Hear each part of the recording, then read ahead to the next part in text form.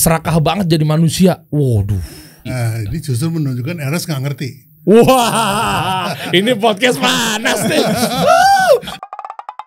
Kita kasih solusi. Citayam Fashion Week. Waduh, ini lagi rame nih. Ada Pak Ajo, ada Pak Abi juga. Ini kayaknya cocok banget kita bahas dari sudut pandang brand sama legalitas. Apalagi ada yang bilang seperti ini nih. Ernest Prakasa lihat ya Pak. Coba lihat. Daftarin open mic ke Haki, daftarin roasting ke Haki, daftarin Citayam Fashion Week ke Haki. Serakah banget jadi manusia. Waduh.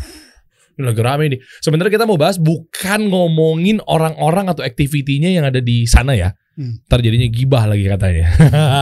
Tapi kita lihat dari sini sudut pandang mengenai ya legalitas itu sendiri, haki, hak cipta. Sebenarnya siapa sih yang layak dan berhak memiliki nama Citayam Fashion Week? Ah itu tuh. Dari siapa dulu nih kira-kira? Cepet nih. Kasih solusi samber lah. Saya mohon izin kalau main agak di pinggir jurang, tolong Pak Ajo diluruskan ya. Selaku orang hukum ya. Dan nggak cuma ini, tapi Bapak Ridwan Kamil juga kan. Coba deh, buka deh ada apa namanya narasi beliau. Coba lihat paling ujung, buka coba. Nah, ini dah nih, coba. Ini beritanya juga ramai juga nih. Nasihat saya, tidak semua urusan di dunia ini harus selalu dilihat dari sisi komersil. Ya. Apakah Citayam Fashion Week ketika didaftari oleh Baim Wong itu adalah komersil? Belum tentu. Oh, oke. Masa belum tentu Pak? Ini kan udah kelihatan business oriented kalau kata orang-orang. Karena haki itu kan sebetulnya perlindungan hukum atau payung hukum. Oke. Ya, jadi kayak bayi lahir kenapa langsung dicatat kasih akte kelahiran itu kan payung hukum. Oh iya nih. Ya, apalagi bisnis kan.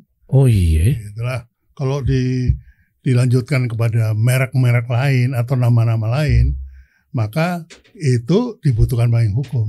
Kenapa? Karena nama itu nanti bisa jadi aset. Oh, jadi payung hukum itu belum tentu komersil? Belum tentu. Itu buktinya sertifikat lahir.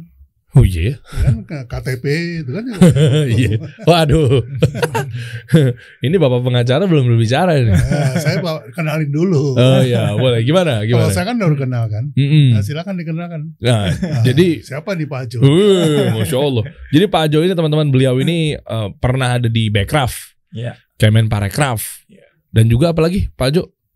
Sekarang di Asegaf Hamzahid Partners. Oke, sebagai lawyer. Ya. Waduh, tolong jangan somasi saya Pak ya. Coba kita lihat di Ernest lagi deh. Ernest dulu dong, bentar dong. Tadi ada ucapan yang menarik juga dari Ernest Prakasa nih. Nah ini, haki itu haknya adalah hak. Kok bisa-bisanya merasa berhak atas sesuatu yang bukan ciptaan mereka sendiri? Nggak tahu malu. Haki itu dibuat untuk melindungi kreator, agar pekerja kreatif bisa sejahtera dari ide dan karyanya mereka sendiri. Bukannya dulu-duluan main sikat mumpung belum ada yang daftarin. Tolonglah dipakai akal sehat dan hati nuraninya. Sebentar, haki itu beneran untuk melindungi kreator, Pak Bi? Nah, ini justru menunjukkan Ernest nggak ngerti. Wah, ini podcast panas nih.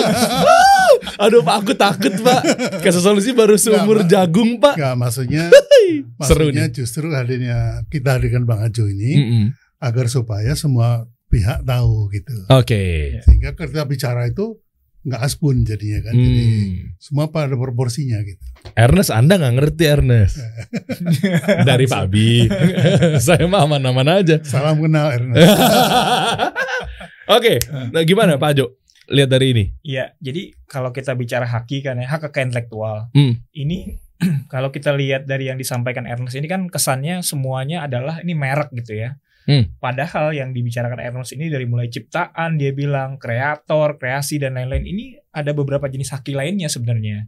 Jadi bukan hanya merek yang memang perlindungannya itu harus didaftarkan, tapi ada juga dia menyangkut juga hak cipta tadi yang sebenarnya tidak perlu didaftarkan untuk mendapat perlindungan. Nah yang Baim Wong daftarkan itu yang mana? Nah, yang Baim Wong daftarkan itu adalah permohonan pendaftaran merek. Oh, jadi nggak ada hubungannya sama kreator dan lain-lain itu adalah hak cipta gitu? Artinya ini semuanya campur aduk nih yang dia sampaikan nih. Ada juga unsur mereknya yang Citayam Fashion Week ini, ada juga yang dia menyebut ciptaan. Nah, namanya ciptaan itu kan sebenarnya hak cipta, dilindungi dengan hak cipta, yang perlindungannya itu muncul ketika orang itu menciptakan sesuatu dan dipublikasikan. Oh, Gitu. oke. Contoh misalnya kita sering moto-moto buat Instagram. Nah, begitu kita foto, posting di Instagram, langsung kita dilindungi oleh negara bahwa foto itu adalah milik kita tanpa perlu pendaftaran. Masa iya? Iya, itulah konsep hak cipta seperti itu. Makanya kalau ada mau posting sesuatu atau cantumin source-nya, sumbernya. Iya, ya. Oke. Prinsipnya harus izin. Cuma memang ketika dalam prakteknya, ketika kalau bukan untuk kepentingan komersil ya tinggal cantumkan izin aja. Apa sumber? Iya, sumbernya. Gitu. Jadi sama kayak courtesy YouTube gitu ya. Iya, jadi memberikan kredit lah kepada orangnya gitu. Ya, kalau anak sekarang Seperti bilang nggak perlu minta izin, yang penting minta maaf. Hai. Ih, pinggir jurang lagi. Mantap, tenang, beres. Tinggal minta maaf ntar. Nah, bisa klarifikasi zaman sekarang gitu tuh. Ya, jadi ini campur-campur dong Ernest bilang nih. Ya jadi ini sepertinya konsep dari haki yang dia maksudkan ini jadi campur-campur nih gitu ya. Dari tadi kita ngomong soal Citayam Fashion Week yang saat ini sorotannya adalah merek gitu. Terus ketika dia ngomong ciptaan, terus kreator, kerja kreatif dan lain-lain, ya ini juga ada unsur hak cipta tadi yang sebenarnya tidak perlu didaftarkan. Karena ketika misalnya Ernest bikin filmnya tayang di bioskop, Ernest langsung mendapat perlindungan dari negara ketika filmnya itu tayang. Seperti itu. Jadi nggak perlu lagi Ernest datang ke DJKI untuk daftarin filmnya dulu nih, gini nggak perlu. Karena sebagai karya cipta, film itu sebagai hak cipta didaftar sudah dilindungi ketika dia dipublikasikan pertama kali. Waduh, Ernest udah kenceng salah lagi. Sorry Nes. Oke. Tapi memang berbeda dengan konsep merek gitu. Kalau merek itu kan misalnya kasih solusi ini kan merek kan konsepnya. Ada identitas yang ingin ditampilkan dan ingin dilindungi. Makanya dia harus didaftarkan ke DJKI gitu, seperti itu. Masih proses lagi Pak. Tolong Pak pakai orang dalam Pak. Kan baru setahun nih, 2 tahun katanya ya? Ya maksimal 2 rata-rata sih setahun sekarang sudah setahun ya? Setahun. Oh nggak tahu deh, saya belum cek lagi. Tulisannya sih tulisan beberapa bulan lalu tuh masih proses. Karena saya daftarin dulu sebelum saya ngegas kasih solusi. Yang baik begitu bukan Pak? Jadi sebetulnya begini, setahun 2 tahun itu bukan masalah mereka kerja lambat, bukan. Karena itu menunggu reaksi publik. Apakah ada yang menyanggah? Apakah ada yang membantah gitu. Nah kalau itu ada, itu diproses ada regulasi, pendekatan gitu. Oh, itu dilakukan oleh DJKI. Ya. Jadi salah banget kalau teman-teman bilang, oh lelet banget sih DJKI 2 tahun masa ngurus ginian aja. Bukan begitu. Oke. Jangan-jangan nih nama gue lagi lu pakai dagangan gitu. Oh, nunggu reaksi ya. Betul. Artinya dia sifatnya reaktif. Kalau nggak ada yang ngomongin, daftarin juga hal yang sama, itu bisa lebih cepat. Oh, kalau aman sih setahun keluar ya. Iya, setahun bisa keluar. Oh, harusnya jangan kita udah keluar lagi. Karena prosesnya sebenarnya kan dari pemeriksaan formalitas. Formalitas itu artinya semua dokumen-dokumen kita serahkan lengkap. Nah, itu formalitas. Oke. Setelah itu masuk masa pengumuman. Nah, masa pengumuman ini yang 2 bulan inilah yang kemudian menjadi sarana bagi publik untuk bisa menyampaikan keberatan kalau memang mereka keberatan atas merek yang didaftarkan orang gitu. Oke. Wah itu mereknya sama kayak saya. Wah itu nggak benar tuh. Itu kan mereknya punya publik. Wah nggak benar tuh. Nah silakan sampaikan secara tertulis keberatan Anda selama 2 bulan masa pengumuman itu. Nah 2 bulan masa pengumuman itu adalah indikasinya apa? Kalau memang ternyata sifat somasi datang dari sifat publik yang besar banyak, bisa kalah dong pemilik tersebut. Sementara kan ada first to file yang daftarin duluan. Nah, tapi belum tentu nanti diterima keberatan itu. Oke. Karena kan nanti keberatan ini akan disampaikan kepada pendaftar. Nih, tolong tanggepin, tolong ditanggapi. Nah, dia kan akan menanggapi nih. Wah, nggak benar tuh Pak. Sebenarnya kami alasannya adalah seperti ini mendaftarkan gini. Nah, nanti inilah fungsi DJKI yang akan mempertimbangkan antara keberatan dengan tanggapannya. Gitu. Jadi itu sebenarnya bisa menjadi indikasi nggak? Kalau saya jawabnya adalah ya udah cek aja pertama kali saya posting kasih solusi dari tahun berapa, bisa juga? Bisa. Dan ini memang punya saya dan dari awal saya bangun ini punya saya nih. Betul. Kasih semua historinya, semua bukti-bukti dari awal kalau ada keberatan ya. Gitu. Tapi tetap perlu dikasih waktu proses. Kenapa? Jangan-jangan ada yang daftar kasih solusi pakai hak. Oh iya. Nah terus ada yang bilang, oh ini suaranya nih kedengarannya sama nih, jadi tolak gitu. Tapi yang lain bilang, oh tapi tulisannya beda. Nah ini kan proses. Oke. Dan saya sebelum daftar saya cek dulu Pak. Jadi yang punya cuma satu. Mau dicek nggak? Saya jadi takut. Ini juga cara pendaftarannya nih. Kasih Solusi, namanya Kasih Solusi. Oke. Mereknya. Logonya Kasih Solusi kunci juga. Iya. Karena ini kan logogramnya kunci. Tapi kalau logonya itu tulisannya sama dengan mereknya, itu bisa ditolak. Nah, ini saya logonya kan beda dengan mereknya. Nah, itu boleh. Oke. Buka dong DJKI, saya jadi takut nih. Coba kita lihat, mumpung ada Pak Abi sama Pak Ajo nih. Coba dong DJKI. Itu. Kasih Solusi. Iya. Enter. Bismillah. Coba ya kita lihat. Mana nih? Loading. Jangan loading sama dong. Tuh, cuma satu Pak. Dalam proses. Alhamdulillah dalam proses Pak. Kelas 35. Coba klik. Coba kelas 35 apa? Lanjut. Oke. Terus jasa informasi, iklan segala macam. Program radio, program TV belum. Oh, harusnya sekalian ya. Podcast gini belum masuk. Kelas gitu. 41 tuh biasanya tuh. Jangan nyontek, saya mau daftar dulu. Tenang. Hei, tunggu ya. Coba. Langsung bagus. Iya. Makasih Pak Ajo. Coba lagi. Nah, ini. Tuh kan, tuh nama saya tuh. PT Kasih Solusi Usaha Indonesia. Pak, saya bawa nama Indonesia. Itu kan secara akte, Pak. Iya. PT-nya. Nah, Indonesia sebenarnya bisa didaftarin merek gak sih? Ya itu bisa tadi. Gak sih? Itu tadi padahal akan ada keberatan dan juga pertimbangan dari DJKI pasti bahwa nggak mungkin lah Indonesia bisa didaftarkan sebagai merek gitu kan. Oh, oke. Karena ketertiban umum. Persorangan. Oh iya. Karena Indonesia milik Derry gitu. Semua daftar ke Derry. Oke. Nah, ini kantornya kita di sini nih apa segala macam. Nah, ini proses ini berapa lama sebenarnya? Kan kayak cerita Mbak Imong kemarin kan dia ngedaftarin kan belum tentu. Iya permohonan kan. Kan. Makanya tadi saya bilang setelah formalitas masa pengumuman 2 bulan, lewat masa pengumuman 2 bulan ada pemeriksaan namanya substansial. Nah tadi yang disampaikan Pak Bi itu tracingnya itu orang-orang DJKI itu bukan hanya di Indonesia, seluruh dunia bahkan untuk memastikan Kasih Solusi ini nggak ada yang sama. Oke. Gitu. Yang sudah terdaftar ya. Kita ngomong yang sudah terdaftar ya. Ternyata kalau dilihat di datanya DJKI kan cuma salah satunya nih. Nah mungkin di Indonesia aman. Oke. Mungkin di Indonesia aman. Tapi kita nggak tahu apa yang terjadi di luar karena bisa jadi mereka juga ingin mencoba untuk menghindari kalau tiba-tiba ada merek terkenal di luar yang misalnya contohnya Kasih Solusi di luar mereka udah terkenal nih mau masuk Indonesia. Loh kok nggak bisa nih? Kenapa? Ada Kasih Solusi di Indonesia. Daftarnya cuma satu kelas. Oh ini kayak kasus IKEA ya? Nah, seperti jadi ada banyak lah kayak Hugo Boss juga kayak begitu, terus kemudian Polo juga kayak begitu kan kasus-kasus. Nah mereka ingin menghindari itu kayak begitu. Makanya memang selain mereka ngeceknya di lokal, mereka juga mungkin akan ngelihat nanti di luar bagaimana. Gitu. Oke, siap. Ini menuju ke Pak Abi. Pak Abi, kenapa sih yang namanya merek itu menjadi rebutan? Terlepas dari memang ini adalah komersil nantinya tujuannya, walaupun tadi saya juga dapat edukasi ya bahwa ternyata ini adalah payung hukum yang belum tentu ini adalah komersil. Oke, saya mau bahas mengenai si merek atau brand gitu ya. Maksudnya kita ngomong merek dulu deh. Kok sampai sebegitunya? Contoh kayak Baimwong gitu ya, rame. Artinya memang yang namanya merek ketika sudah boom, Citayam Fashion Week. Nah itu udah pasti jadi aset tuh Pak. Kok sampai ada rebutan publik gitu Pak? Belum tentu ya. Karena ini saya mengalami beberapa zaman businessman ya. Oke. Nah kalau pebisnis zaman sekarang popularitas itu segala-galanya. Ya padahal kalau zaman dulu itu baru awareness. Lu baru aware bahwa ada merek namanya ini gitu. Namanya Citayam.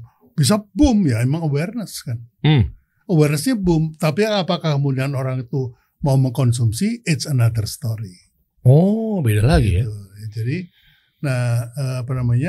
sekarang ini ya karena mungkin terlalu murah juga itu pendaftarannya sehingga apa-apa didaftarin. Harusnya nggak sebegitunya? Ya nggak perlu begitu gitu karena kalau tidak ada kaitannya sama bisnis kita ngapain didaftarin? Oh iya, biasanya ada oknum juga ya. Kita ngomong oknum bahwa kayaknya ini potensial nih. Nanti Ya, sewaktu-waktu saya bisa betul. somasi mungkin. Betul. Jadi Dan- ngumpulin aja merek tujuannya bukan untuk dipakai tapi untuk melarang orang lain. Nah, itu yang bahaya. Oke. Ini menarik ya. Jadi teman-teman sekali lagi kita lagi nggak bahas tentang aktivitasnya. Itu udah kita nggak usah ngomongin deh. Mau lu pada mau ngapain, mau di sono terserah lu, urusan lu. Mau jungkir balik kayak yang kita lagi bahas di sini adalah bukan ngomongin tentang lu berbuat apa di sana, bodo amat. Kita nggak lagi bahas, tapi lebih tepatnya adalah terkait ya ini nih lagi rame nih. Kayak misalnya ternyata di balik ada apa? Ada udang di balik bakwan. Kalau kata Pak Abi ada udang di balik rempeyek. Kok bisa-bisanya tentang ada yang pemberian 500 juta rame katanya sebagai hadiah Fashion Week. Kayak itu gimana tuh? Mungkin siapa dulu yang jawab? Ya kalau saya dari segi brand ya, sebetulnya itu memang layak dikomersilkan. Oke. Gitu. Sehingga itu menarik orang untuk kemudian rebutan merek tadi gitu. Oke. Nah, itu logis banget gitu. Nah, sebetulnya saya bisa membaca niat baiknya si Baim Bong ya. Jadi, kalau saran saya ke Baim Bong nggak apa-apa, daftarin aja. Oh, malah justru daftarin aja gitu. Tapi di berita dia udah mundur loh, Pak. Ntar maju lagi nih gara-gara Pak Abi ngomong. Karena masih belum kan masih permohonan kan. Oke. Nah, permohonan itu nggak bisa dibatalkan ya, tetap aja dilanjutkan aja. Kenapa Pak suruh daftarin aja? Nah, nanti begitu sudah jadi sudah didaftarkan dengan niat melindungi dari niat-niat yang jahat tadi. Oh, ke situ arahnya. Kan Baim Bong maunya begitu. Saya mau tuh anak-anak itu loh yang punya gitu. Ya udah daftarin dulu atas nama Baim Bong, terserah siapa. Nanti pas udah resmi keluar, serahkan aja ke mereka. Orang itu bisa dipindahkan kok. Loh, kenapa kan dari awal Baim Bong bilang bahwa Bonge lo yang daftarin nih, Roy lo yang daftarin belum nih. tentu mereka siap. Siap dalam arti apa, Pak? Edukasinya belum nyampe. Apakah pemahaman yang ngerti, apa enggak? Apakah ini nanti ke depannya mau diapain gitu ya? Oh, nggak tahu monetize-nya. Nggak tahu monetize-nya. Jadi kalau memang Baim Bong ini mau jadi ayah angkat dari mereka, ya caranya begitu. Dekati mereka, asuh, kasih tahu cara-caranya ke depannya gimana. Baru kemudian nih payung hukumnya gue serahin ke lo. Oh, kalau perlu, Mas Ajo siap. Mengawal ini semua. Mantap. Saya juga siap mengawal. Wah, barang-barang kasih solusi. Siap nebeng traffic. Biar bapak-bapak yang kerja, kita nebeng traffic aja deh. Lagi rame, ayo duduk sini yuk, masuk yuk. Oke, tapi gini Pak Bi, menarik. Kalau Baim Bong mundur justru salah. Menurut saya niat baiknya jadi apa namanya? Diragukan. Oh, saya tebak ya, malah jadi ketahuan salah dong. Malah jadi ketahuan ada udang di balik rempeyek tadi. Oh iya, malah ketahuan ada udang di balik rempeyek. Tapi memang bisa aja ada yang nggak malas ribet Pak, malas ribet gitu kali Pak. Bisa jadi. Soalnya kan serangan bertubi-tubi gitu. Karena begini ya, saya selalu bilang bahwa pada intinya semua orang itu nggak mampu bikin traffic, nggak mampu. Semua pebisnis lah ya. Nah, yang dilakukan oleh pebisnis manapun itu nebeng traffic sebetulnya. Nebeng traffic ya, oke, siap. Sekelas McDonald saja, kelas dunia nih, masuk Indonesia itu nebeng trafficnya Sarina Department Store. Oh, jadi ini bukan hal yang aib ya? Bukan. Ketika nebeng traffic. Tahun 90 itu siapa sih yang kenal burger?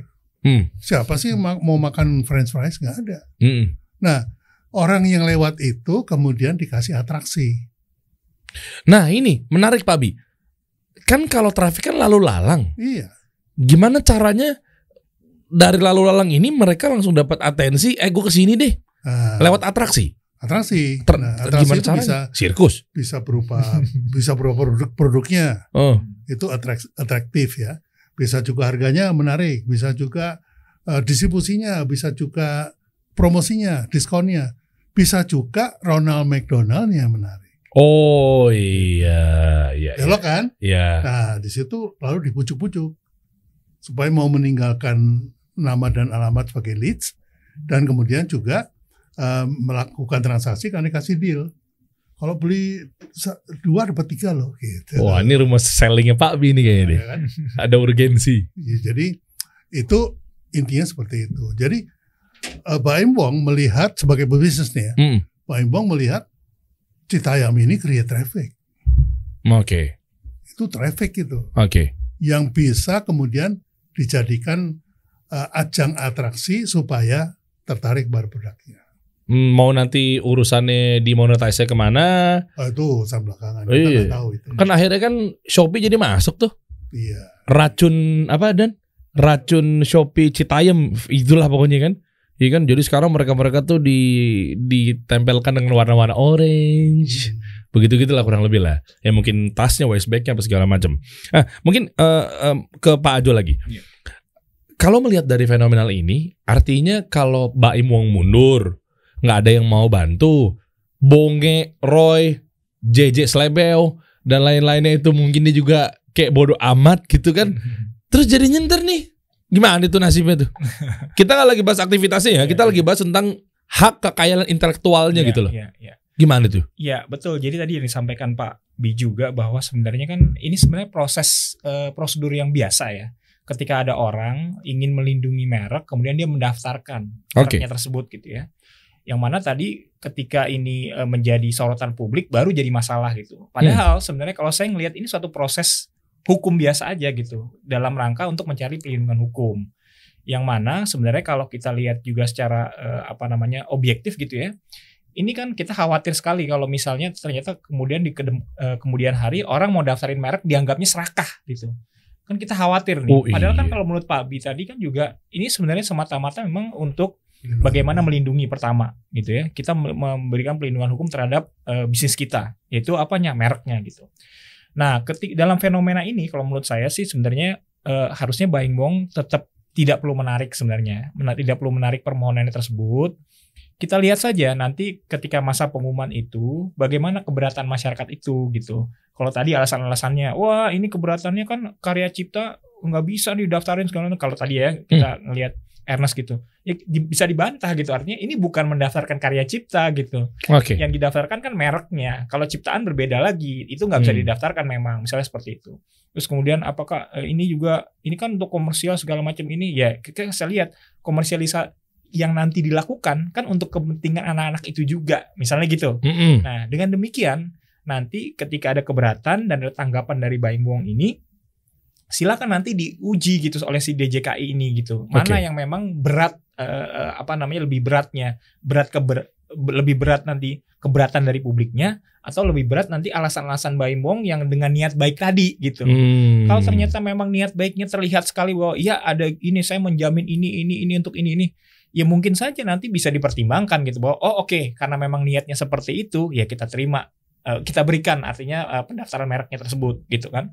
Karena hal ini tadi saya bilang ini ada proses gitu.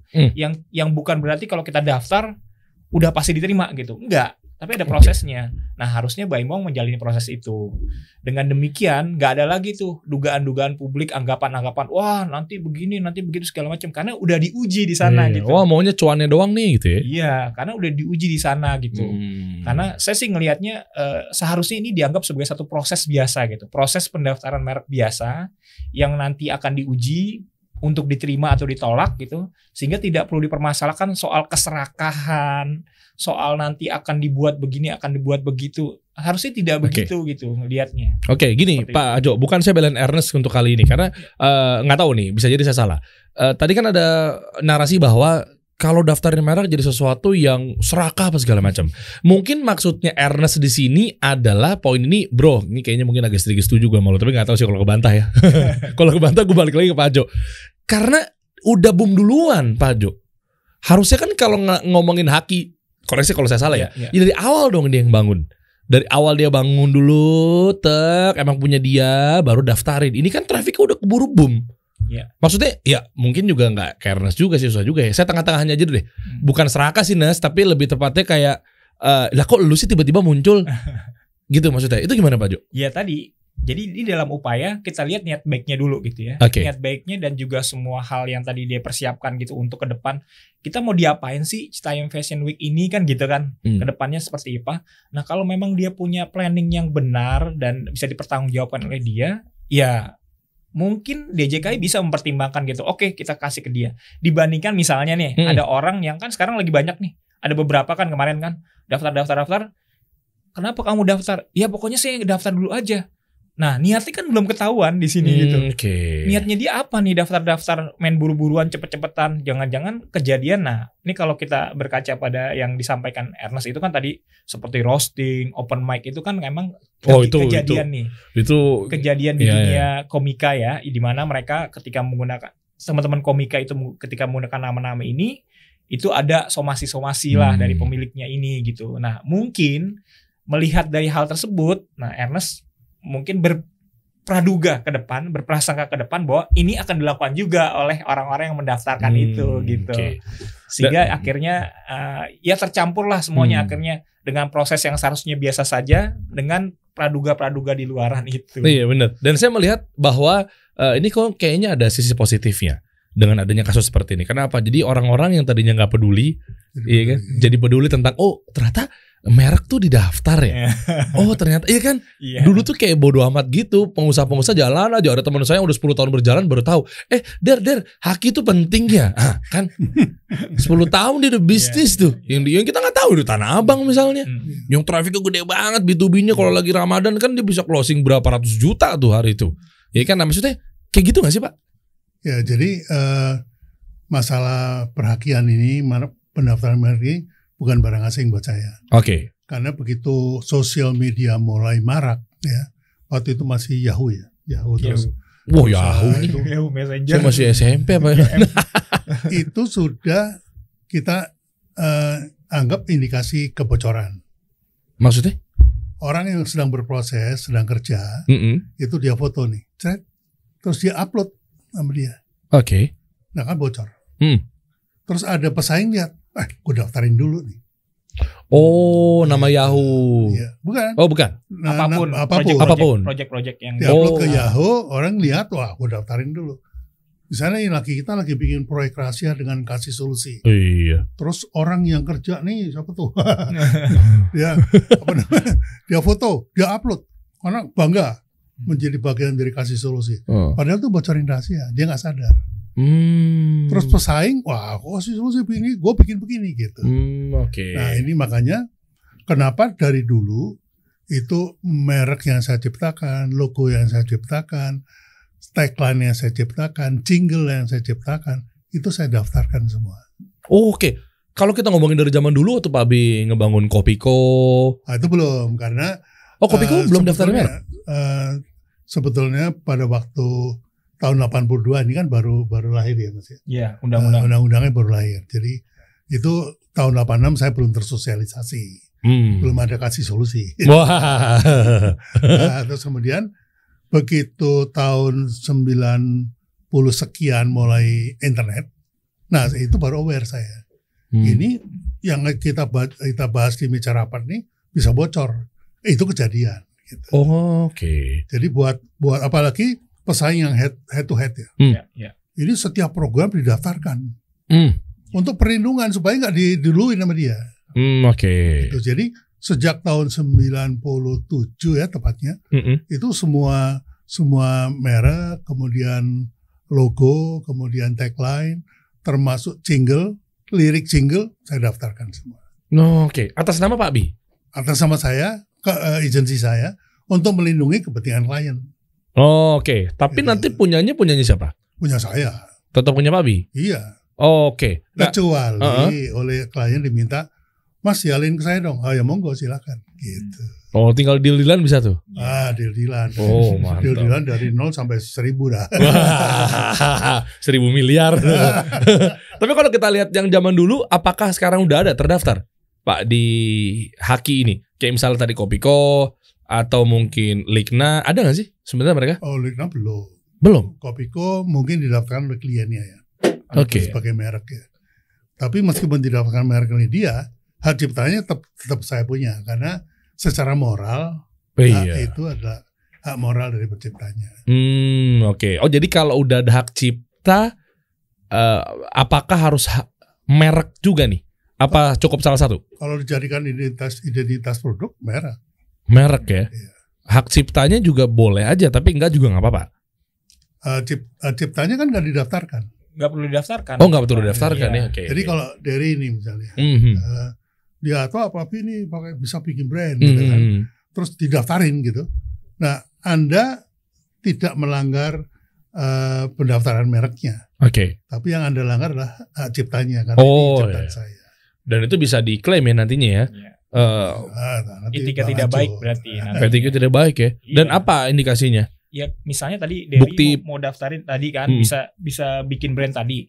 Ya Pak Abi tinggal nanti keberatan di masa pengumuman tadi bahwa etika tidak baik nih. Karena ini dari awal saya udah bikin ini gitu, tiba-tiba duluan nih nyusul pendaftaran mereknya gitu. Nah, buktinya apa? Pak Abi sampaikan nanti waktu bikin desainnya ini kayak pada kapan, dipublikasinya kapan, kan ketahuan akhirnya kan. Iya. Derry baru masukin nih. Benar-benar. Kayak gitu. Tapi kalau merek-merek atau brand-brand Pak Abi mah gak ada yang berani nyentuh deh. Bahaya cari masalah Anda. Ya kan yang ada di Pak Abi, the brand apalagi Pak Abi. Bisa Ya, bikin brand. Contohnya dulu saya pernah bikin tagline cuma Bukrim yang bisa begini. Wow, itu legend. Ya kan? Itu legend tuh Bukrim. Terus Wow. tiba-tiba ada perusahaan lain pakai cuma nama perusahaannya yang bisa begini. Terus klien saya, loh Pak, ini ada pendidikan hukumnya kan? Ada. Kita somasi kan gitu kan. Ush. Begitu somasi ternyata beda kelas. Nah, Oh, itu juga pengetahuan iya. orang yang perlu tadi.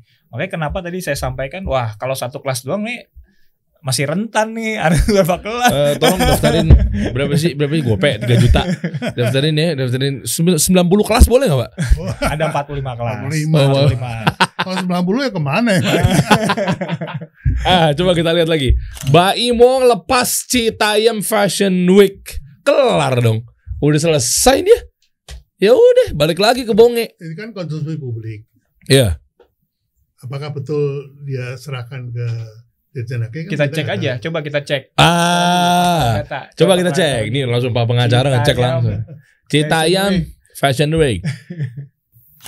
Oke. Banyak banget. Yang pertama ditarik kembali. Oh, ditarik kembali tuh siapa tuh Baimong? Coba lihat. Wah, ada logonya. Yang atas. Paling atas coba. Coba Klik. Terus, Yang mana tuh? ke atas. Terus. Nah, itu oke. Coba Mana itu ini? siapa? Dalam proses siapa? Ih, banyak banget sekarang jadi ikut-ikutan. Nah, seperti itu. Lanjut. Oke. Ke bawah. Siapa? Dan ini bukan hal yang gibah dalam arti ini bukan gibah ya. Iya. Maksudnya ini terbuka kan? Buka ini. Di websitenya Kementerian apa nih Pak? Hukum dan HAM DJKI. Oh, oke, Hukum dan HAM. Jadi bisa lihat ini konsumtif ya guys. Iya. Oke. Ini kelasnya coba lihat kelas apa? Alas Ini kaki. 25 kayaknya. Coba terus ke bawah. Kok tahu 25 Pak? Iya, kalau Lah, iya. fashion Ahlinya. 25. Iya benar. Coba ngeliat masalah fashion aja udah tahu 25. Ini fashion. Dia jadi untuk pakaian-pakaian nanti yang pakai Citayam Fashion Week dia mau coba untuk mengambil perlindungannya eksklusif. Jadi rame guys, mantap nih Coba guys. lanjut siapa nih yang masih nerusin? Back. Ke bawah. Oh, ke bawah. Ke bawah. Ada nama orang ya kan? Ada. Tuh, Daniel Handoko. Daniel Handoko Santoso. Pak Iya. Daniel Handoko Santoso. Ane beralamat di sekian-sekian. Lanjut. Ini Oke. terbuka informasinya. Terbuka Bisa ya. lihat. Balik lagi. Back. Back. Tuh, Nah, sekarang siapa yang ditarik tuh? ditarik CFU. Coba. kembali coba. Ya itu tuh. Coba. Tarik kembali ke bawah. W kali itu bukan CFU, W-nya. Ini 41 berarti yang fashion show, podcast tuh, layanan hiburan tuh. Oh Kan? iya. Nah, kan? Coba bawa Lanjut, lagi. ke Bawa lagi. bawah. Nah, Wah, ini PT Tiger Wong Entertainment. Jalan Daud nomor 8. Kelurahan Kebayoran Lama Selatan. Kenapa saya bacanya nih? Oh ini nih berarti nih. Coba cek dulu. Jangan-jangan ini punya siapa? Cek dulu. PT Tiger Wong Entertainment milik siapa? Di Google sana. Pengen tahu nih. Namanya sih ada Wong-Wongnya nih. Profil PT Tiger Wong Entertainment perusahaan Baim Wong yang daftarkan merek Citayam Fashion Week. Kemenkumham sebut PT Tiger Wong Entertainment belum tarik pendaftaran haki. berarti nggak update tuh. Kemarin. 1 hari yang lalu. Oh, oke. Kemarin. Oh. Baru tadi sebelum Nah, kasih solusi atau lagi dengerin kasih. Lagi dengerin langsung. Wah semasif ini, masya Allah. Pak Abi bisa aja, coba bawa lagi. Mau lagi rame tuh. Oh iya. Oke. Coba back lagi ke sana, ke haki lagi. Ini. Satu lagi coba siapa tadi? Back. Oh ini. Tapi tulisannya tadi udah ditarik ya Back. Pak. Ini udah tarik. Tuh ditarik Sekarang satu kembali. lagi siapa tuh yang tarik tuh? 41 Coba. juga nih. Nih pas. Oh 41 sama tuh. Sama. Kelasnya 41. Oke. Dia siapa yang narik nih? Coba ditarik lagi nih soalnya nih. 41 juga kan nih. Heeh. Event organizer dan lain-lain tuh. Indigo Aditya Nugroho. Oh 2 nama ini lagi rame loh guys. Iya. Jadi artinya Baim Wong daftarin Akhirnya ditarik kembali dan Indigo Aditya daftarin ditarik lagi. Coba ketik di Google Indigo Baim Wong. Coba deh. Nanti pasti ada beritanya nih. Karena dua nama ini kerap saya temuin nih Pak. Pak Abi, Pak Ajo. Ini tuh kan. Rame nih. Tuh. CNN coba. Kita baca judulnya dulu aja, gak usah diklik dulu. Susul Baim Wong, Indigo cabut permohonan merek Citayam Fashion Week. Sebelum kita bahas lebih lanjut. Indigo ini siapa sih Pak? Ini kayak perorangan sebenarnya. Sebenarnya perorangan. Cuma kalau dalam beberapa artikel yang saya baca gitu ya, ini termasuk orang-orang yang waktu awal dulu teman-teman dari Citayam dan sekitarnya itu datang ke stasiun Duku ini, mereka tuh yang wawancara. Oh, konten-konten wawancara. Iya, konten-konten wawancara. Kemudian katanya juga mereka pernah waktu itu menyelenggarakan fashion show juga di jalanan itu gitu. Bekerja sama dengan Janji Jiwa kalau nggak salah waktu itu. Jadi pantesan kok Janji Jiwa kelihatan banget terframing. Jangan-jangan memang ini proyeknya dia kali ini semuanya. Hah? Gak tahu kita. Apa kopi kenangan? Kita adu aja. Oke, itu kan jadi ramai bawa lagi. Hari ini banjir merek nih kayaknya. Iya. Biasanya nggak berani. Masalah hukum, mentang-mentang berani ngomong ada Pak Jo. Masalah merek saya sebutin, saya adu-aduin ada Pak Abi. Saya tinggal lepas tangan. Oke. Tuh kan kontroversi Baim Wong dan Indigo daftarkan merek Citayam. Artinya di sini pebisnis atau UMKM juga sepenting itu ya Pak ya. Pak gini, sebelum kita bahas lebih lanjut, Pak Abi, UMKM memang sepeduli itu ya harusnya ya. Kan mereka kan cuma berpikir gimana caranya besok bisa makan Pak. Udah saatnya apa, jangan-jangan ini pendaftaran merek buat mindset, udah kita ngapain sih daftarin merek, keluar 500.000, 1 juta, 3 juta andai kata begitu, kita ngamenin aja OPEX yang lainnya. Nah itu gimana Pak Bi? Ya jadi seperti kita ketahui UMKM itu ada beberapa level kan. Level paling bawah mikro. Nah kalau mikro tuh nggak peduli mau terdaftar nggak peduli, karena buat dia kekuatan dari mikro itu adalah keleluasan mereka pindah. Jadi karena kecil dia bisa moving fast. Gitu. Hari ini minggu ini jualan bakmi, minggu depan jualan bakso. Emang ada yang larang? Nggak ada. Iya. R&D marah-marah? Nggak ada. Perlu rapat? Nggak ada. Perlu lapor sama prinsipal? Nggak. Jadi dia pindah-pindah aja. Nah, justru dia bermain di antara ini. Perlindungannya, ini udah didaftar ya udah kesini. Jadi kekuatan dia di situ. Kalau gede? Nah, kalau gede naik. Apalagi dia mau naik kelas ke korporat, baru mikir tuh. Kenapa? Karena merek itu bisa menjadi future guarantee income. Ilmu baru lagi nih, future guarantee income. Contohnya gini deh, dari bikin pabrik sepatu kecil-kecilan. Ya. Terus kenal sama salah satu gini deh, asisten pribadinya yang punya Nike. Oke. Nah, terus dari ini orang baik nih, gini membantu UKM. Ya udah. Supaya dia dapat duit untuk bisa bantu UKM, kita kasih pinjam merek Nike setahun. Oh bisa gitu ya Pak? Lu punya produk langsung mereknya Nike. Enak bener. Itu pabrik kecil-kecilan bisa jadi boom gede. Iya. Karena apa? Karena volume gede. Oke. Itu artinya apa? Si Nike sudah berhasil menjamin future income pabrik Anda. Itu maksudnya. Oke. Kalau anak sekarang bilangnya pansos. Anak sekarang. Tapi kan yang ngomong praktisi branding 50 tahun itu ada rumusnya guys. Ada metodenya tuh. Jadi perlu diingat bahwa kalau kita percaya bahwa merek kita ini suatu hari akan menjadi aset intangible, itu harus ada perlindungan hukumnya. Jangan-jangan begitu terkenal, wah ini jadi aset nih, langsung orang lain daftar. Dia yang dapat asetnya. Kayak kasusnya siapa Pak Jo? Ruben Onsu bukan sih? Koreksi kalau saya salah. Iya. Kayak gitu-gitu dan lain-lainnya mungkin ya. Iya. Rame. Ini sampai Citayam didaftarin, itu kan nama Citayam kecamatan kabupaten sih. Hah? Citayam. Anda geografinya nilainya buruk ya, Aldan. Citayam tuh apa sih Pak? Itu masih ditolak karena itu kan indikasi geografis milik negara. Oh ya, nggak bisa dong. Nggak bisa. Tapi itu dalam proses Pak. Istilah umum. Iya dalam proses kan belum tentu diterima. Oke. Nanti akan ada proses. Diproses untuk tidak diterima.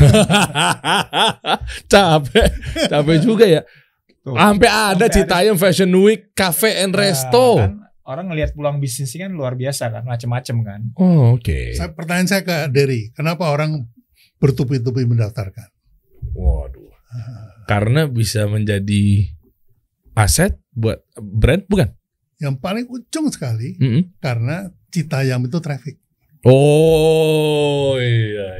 Ingat, orang itu nebeng traffic. Nebeng traffic loh. Bener loh. Ya.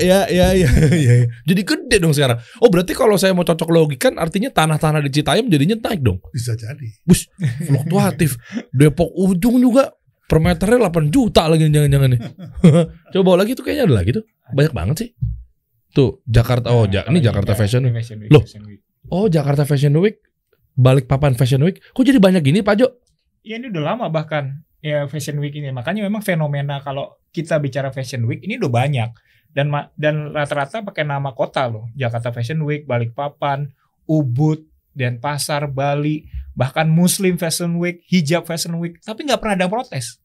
Lah kalau sekarang giliran rame gini kok pada protes? Nah begitulah. Jadi memang ada traffic. Oh, nebeng traffic. Cie, pada komen sama trafficnya juga ya. Indonesia Fashion Week berakhir. Wah, ini kalau berakhir gini artinya bisa saya daftar ini? Artinya pernah sudah terdaftar, sekarang tidak diperpanjang sama dia. Kalau saya masuk? Bisa. Ini jadi public domain kalau nggak ada yang mau panjang. Oh gitu? Langsung daftar dulu kali ya? Ngamanin traffic.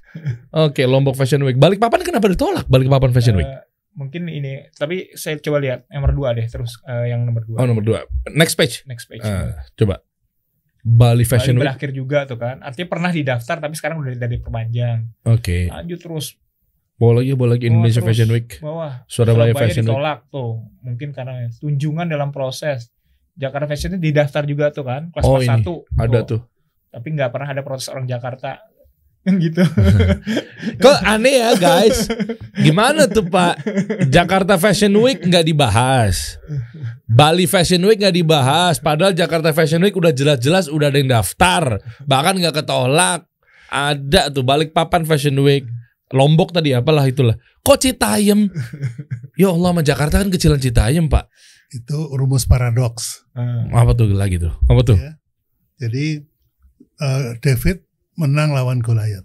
Oke. Karena ini David, orang cenderung untuk mendorong, ingin membantu. Karena ini David kan, Citayam apa sih kecil? Justru ayo kita gedein gitu, supaya gede-gede malu. Gitu. Oh gitu. Paradoks artinya lawanannya ya, kecil gede, gede kecil. Oke. Di bawah ada lagi nggak?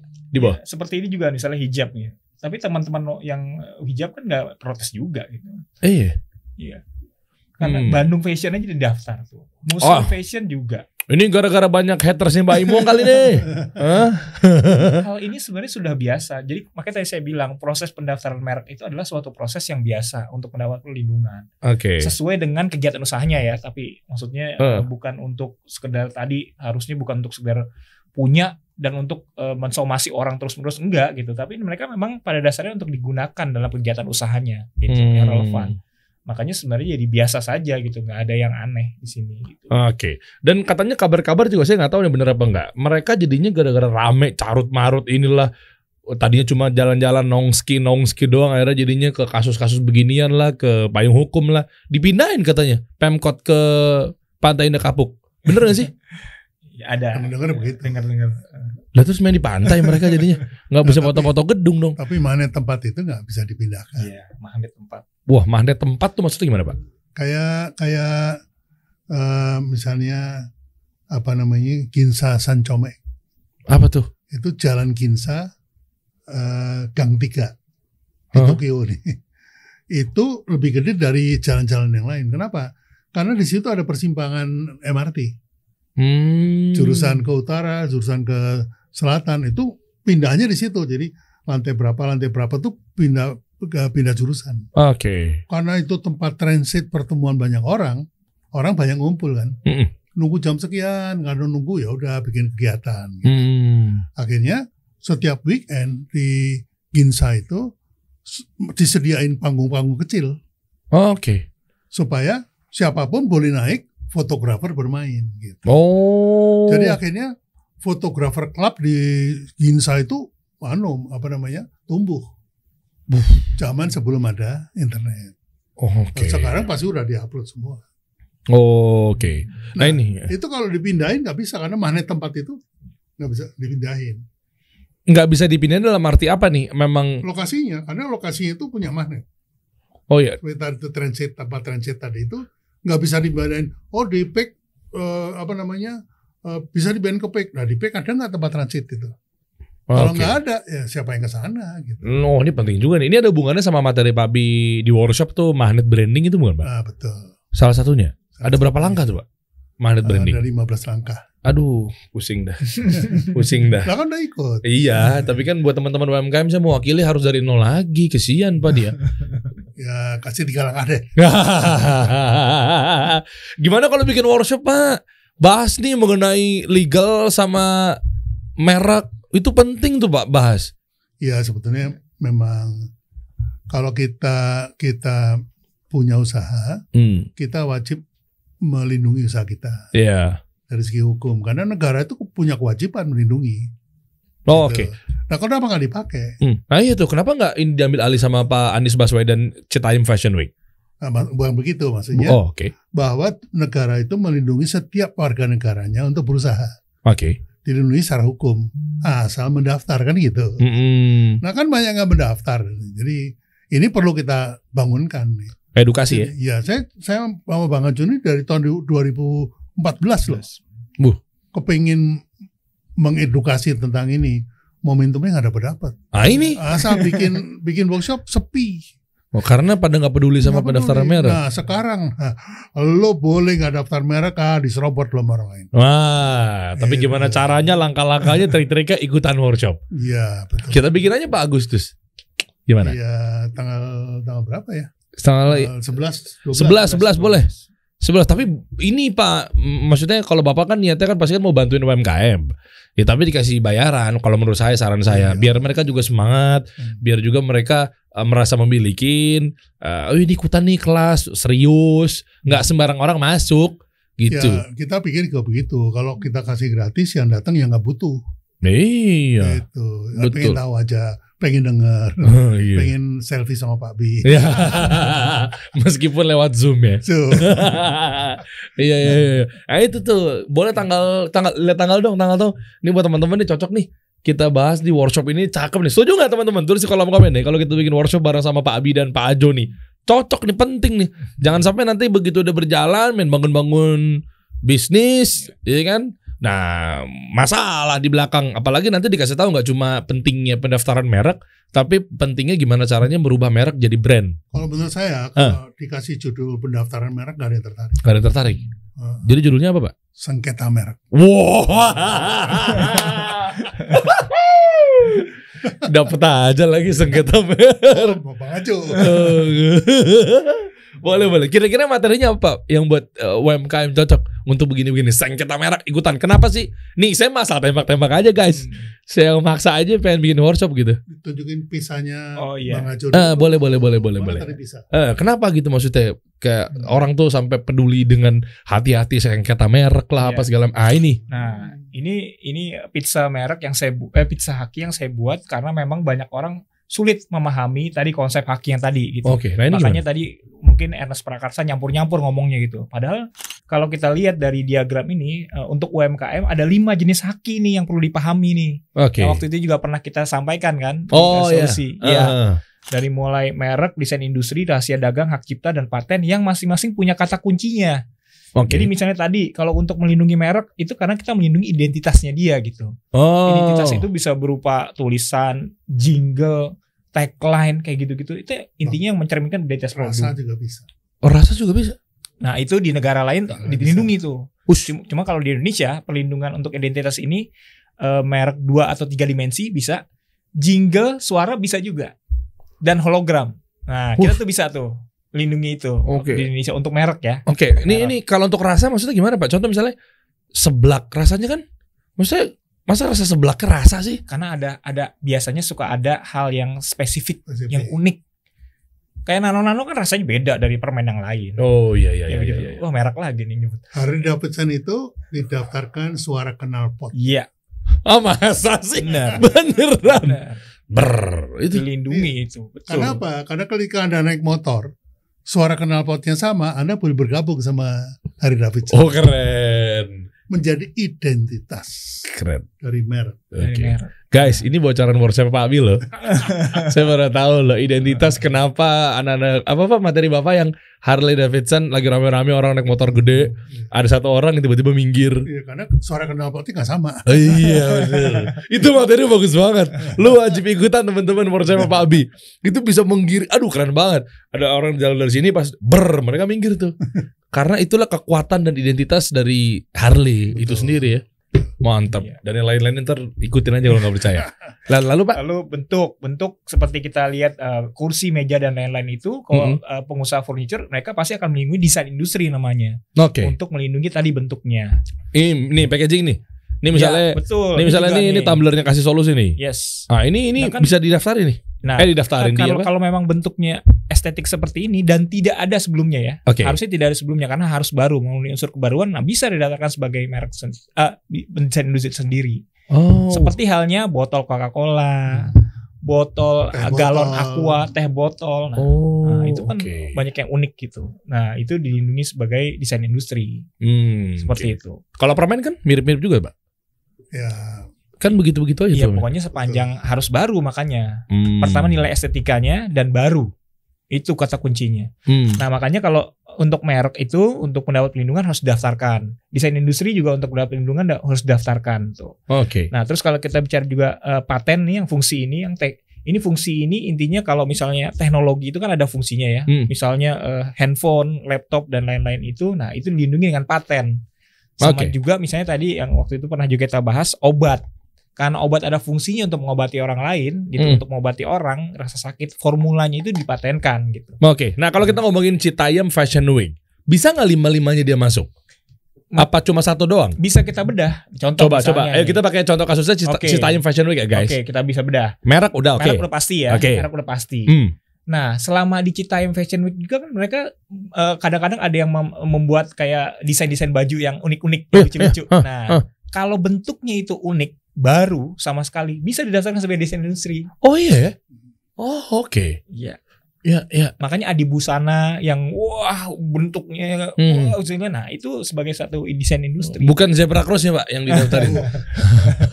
Seperti itu gitu. Iya, oke. Nah, lalu kalau hak cipta jelas banyak sekali konten-konten. Dari mulai foto-foto mereka, dari mulai video mereka. Nah, itu masuk ke hak cipta tuh. Bisa tuh. Iya. Informasi Pak belum? Informasi ini hal yang dirahasiakan ke publik sih sebenarnya. Ini lebih cocok ke perusahaan-perusahaan sih sebenarnya. Ya bisa jadi dia merencanakan bonge akan tiba jam 5 sore. Kita jangan bilang-bilang takut ada media meliput. Ya, jadi gini, saya pernah baca ya. Jadi kalau turnamen-turnamen olahraga kayak F1 dan lain-lain itu, ketika mereka bikin planning programnya ke depan, itu dirahasiakan memang, nggak boleh bocor. Tuh kan? Iya. Jadi informasinya sangat rahasia sehingga bisa dilindungi dengan rahasia dagang tadi. Tuh. Gitu. Kita nggak tahu kan. Kita mau bikin satu event ya takutnya nantinya dicontek. Karena kalau bocor betul, kalau bocor dicontek sama kompetitor. Nanti bonge akan catwalk selama 48 hari misalnya, nggak berhenti. Nah, bukan 48 jam lagi tuh. Betul, itu bisa dirahasiakan tuh. Informasi yang tidak diketahui publik intinya, punya nilai ekonomi dan dijaga kerahasiaannya. Jadi jangan kita rapat udah segala macam. Ini yang udah jadi terus ditaruh digeletakin di meja. Ya nggak boleh gitu. Harus disimpan di lemari besi kalau perlu dikunci. Seperti itu gitu. Harus. Nah, kalau paten, nah itu memang berhubungan dengan teknologi tadi saya bilang. Apa sih yang hal-hal yang sifatnya fungsional yang bisa dilakukan kalau misalnya memang ada fungsinya gitu ya. Nah, jadi itu pelindungan paten tersebut. Saya nggak tahu kalau misalnya di Citayam Fashion Week itu bisa dibuat apa gitu ya. Contohnya? Misalnya ternyata kalau mereka memang fashion itu ada hal-hal yang sifatnya mekanik green screen, bukan apa namanya LED. Mekanik yang mereka buat tersendiri gitu sehingga bisa misalnya nanti entah saya nggak tahu ya, misalnya ada ungkit nanti mereka turun gitu, jadi ungkit gitu, jadi catwalknya bisa ngungkit gitu. Nah itu kan fungsi. Sebenarnya fungsi untuk membuat catwalk yang bisa bergerak dan lain-lain itu. Nah, kalau mereka bisa menciptakan ada teknologi yang seperti itu gitu ya. Oke. Nah, itu bisa dilindungi dengan paten. Sama halnya dengan dia pas lagi fashion show, ada mungkin LED-nya, komputerisasinya, Kalau itu kan sorot sebenarnya udah ada. lampu-lampu. Sebenarnya itu Oh, kalau enggak itu udah ada patennya sendiri kan, teknologi itu gitu ya. Cuman kalau mereka membuat sendiri gitu. Mereka membuat. Oh, tracknya juga dibuat tuh bisa. Iya, mereka membuat. Dia catwalk dari di bidang teknologi intinya gitu. Sudirman sampai Citayam, dia catwalk tuh. Itu kan buat jalurnya tuh enggak serius. Buat jalurnya itu didaftarin. Iya, intinya apa kalau punya fungsi di bidang teknologi gitu. Punya fungsi di bidang teknologi gitu ya. Apa yang ini termasuk mungkin gini, sebenarnya kalau fashion, kalau baju juga yang saya tahu ya, ada baju-baju yang bahannya itu tidak bisa kusut. Nah, jadi kalau kita cuci udah kucek-kucek nih, dijemur gitu, udah langsung rapi sendiri. Oke. Nah, bahannya itu ternyata punya teknologi khusus sehingga tidak lecek. Nah, kalau mereka misalnya bisa membuat pakaian kayak gitu dengan teknologi seperti itu dilindungi dengan paten. Oh. Ya. Mantep insight-nya. Artinya Pak Abi, dari dulu sampai sekarang bahkan ke depan nantinya itu pasti harusnya UMKM harus melek beginian ya Pak Abi? Ya, dari sudut pandang pakar branding nih. Pokoknya gini, kalau Anda percaya yang namanya KTP, itu baru identitas diri kan. Maka Anda harus melindungi hukum untuk bisnis juga. Nggak cuma untuk dirinya sendiri gitu. Oke, nice.